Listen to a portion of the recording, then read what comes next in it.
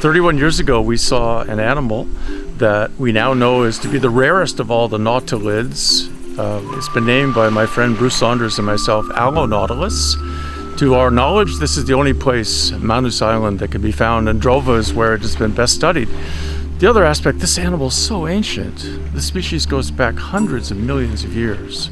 This work is another great example of participatory research, and it really is a collaborative effort, and it's really a 2015 story. I think most interestingly is the conservation stories. We're at Drova Island, where we are, is actually located within the Manus Province network, and this island has actually been established and declared as a terrestrial and marine protected area last year, with endorsement from both the local clans and the provincial government of Manus. Peter Ward contacted me about a year ago via the internet for an academia site, because he saw that I've been working with Manawa and other people in the Manus Province on various fish research projects, and he asked me if the Nature Conservancy would be interested in collaborating on some further research into Allo Nautilus. We were of course interested in that, and over the last year I've been talking with the Bunai community who own Drova Island, with the Manus Province IC network, to see if this would be a project, and of course with National Fisheries and Provincial Fisheries in Manus, to see if this is a project that everyone would be enthusiastic in supporting. I was saying that we were a bit doubtful, not because we don't want the research to come, but because of our tradition that our forefathers have told us, and that we must have great respect for this area.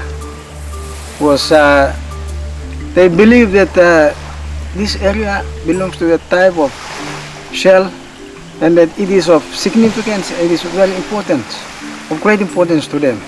And that is why we were thinking a lot about it, but now we are happy that we can open this to research, and we hope that what the research has done will be of benefits to us and also to those who are interested in this kind of research that is coming up. And we did think, or the paleontologists and nautilus biologists did think, that this species would also be found in Kavieng. Nearby Kavieng is only about 400 kilometers from here, and numerous shells can be found there, as well as the more common species of Nautilus pompilius. So we spent a week in Kavieng, and we were dropping traps, baited traps, down to about 300 meters depth in the water, and leaving them to soak overnight, and then pulling these traps up. And while we did find a lot of pompilius, we didn't find any of the rare Allo Nautilus as we suspected, which more or less confirms to us that most of the shells which are turning up in Kavieng have probably drifted there when the animal died from somewhere else, and it's very likely, we think, that those animals have actually drifted from Manus. And after that we came to Manus, and specifically Drova, to find the Allo Nautilus that had been seen about 30 years ago by Bruce Saunders, Nautilus researcher, and also Peter Ward. So trying to see how many there are 30 years later and if they're still here. And for the past week, we've been here with several Nautilus scientists, Peter Ward and his student Greg Barrod, about 30 community members from Bunai community who own this island, and also from the director of the Manus Province network. 31 years later, and both you guys look younger than you did. And it's an honor to be with you again, to see us again, to work again. And it's been really an emotional experience, because two of the men who were young men like me when we were first here in 1984 are still here. And now, after all these years, we still work together, and there's still been this great sense of brotherhood and joy. Long ago, I was out in a dugout canoe, in a canoe far out at sea at night, tracking them. And we're doing the same thing here. So it's been a beautiful circle. Life is a circle, and this has been a completed circle for me. I think it's a great story. It's going to be a great way in which we can bring increasing awareness to the conservation work that is happening on the south coast of Manus through the Manus Province tribal community, and really a great story of partnerships and how we can work together to do some really interesting and sometimes challenging science. This modern technology, it has become a little bit easier for us to actually try to understand what is going on at great depths. So I'm happy to be here with a particular research team to get involved in the research itself, learn new skills, also learn the local or indigenous knowledge. This is exciting because it's rare for a marine species to be restricted in its range, or endemic if you like. But it is possible in Nautilus because, unlike fish which have a pelagic larval phase, Nautilus actually lay eggs on the substrate. And it was really with a great deal of excitement that we set our traps a couple of days ago in the hope of being able to find the rare Allo Nautilus species. And there's been some highs and lows. We've lost a bit of equipment on the way. We've got a $20,000 camera still stuck in the water at 300 meters and KVing. And on the first day, with a great deal of excitement, we pulled both our traps and we found no Allo Nautilus, much to our disappointment, and in fact no Nautilus at all. But one of the traps we believed had floated off, and the other one was set in deep water. And on the advice of some local community members who know this area really well, we then set the traps in shallower water on the reef face.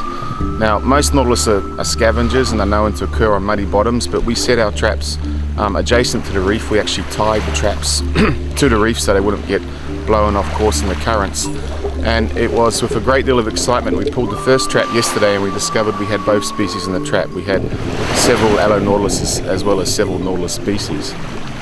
So it's been an exciting couple of days. One of the things we wanted to do, of course, was to film this species, because Allo Nautilus has never been filmed before alive. So we successfully, for the first time ever, filmed the species in the wild yesterday. The video that has been taken, the photos and all this, it is of advantage to us, because now we can talk about what is real of what is under the sea, especially the shell which we don't know about. Jublah salukim yang all well die one that's all. Now sa Islam. Research sa Pamlo Island ng Ulan.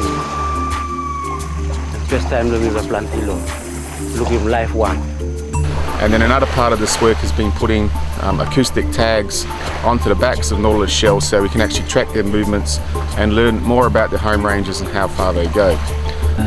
There are a lot of questions that need to be answered, like what they hit, how far do they travel, and these questions need to be answered. And I hope this research will continue for us to really know what this creature really do at great depths. The results we have are spectacular. We have tracked one animal for 6 days and 5 nights. It's been very regular. It spends its nights 100 to 140 meters, and daytime it goes down to 200, sometimes 250 meters. And they do this for a very simple reason.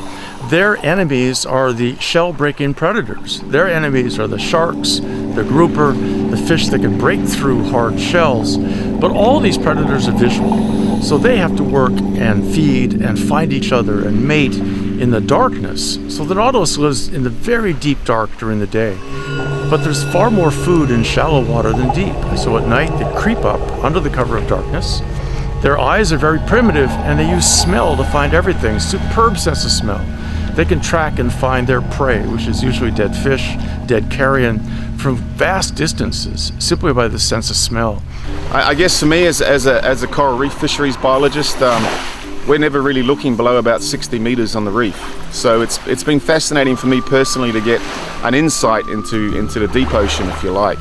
One of the other things we've been doing, which I haven't mentioned, is we've been dropping these brubs, these baited underwater video cameras, down to about 1,000 feet and letting them run overnight so we can see what's down in the deep ocean. July 27, 2015, 2050, 300 meters depth. Say goodbye, we'll see you tomorrow. Say hello. Bye. Oh, say goodbye. Bye.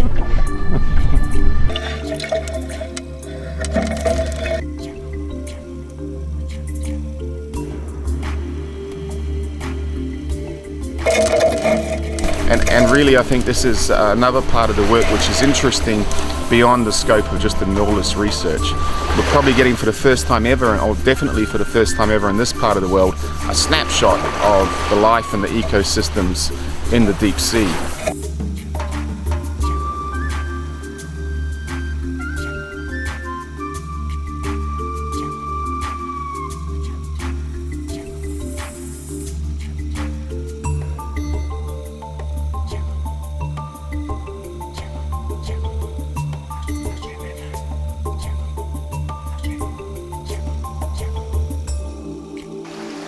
You miss a stuff lo normal way me where you miss a dive.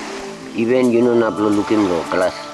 That's all time me go inside lo camera study lo how camera I go down they make him look blangen. Me look sabe. Or me too me look sabe lo how just la sell is a walkabout na isa kai. Some of us, and particularly myself, I am very, impressed about the information that have been coming through, the data that is being collected from this particular research, and it says a lot about, what could be down there. 31 years ago, and now we're back. We've been able to find it again. We've been able to study its biology. We've been able to look at it with deep water cameras, bring it to the surface, take movies of it, look at this animal as a true living fossil. I think it's really critical to get a baseline of the resources that are there in that deep water, so that if undersea mining does proceed, then there can be a baseline at which you can assess the impacts that mining has had. And it's somewhat ironic, I guess, that we're working on Nautilus and the undersea mining companies which are looking to operate in this part of the world, even in Manus and in KVN, is Nautilus company. So we've learned a lot more about Nautilus, and I think the interactions that mining will potentially have with that species going forward needs to be assessed and needs to be taken into account by all stakeholders.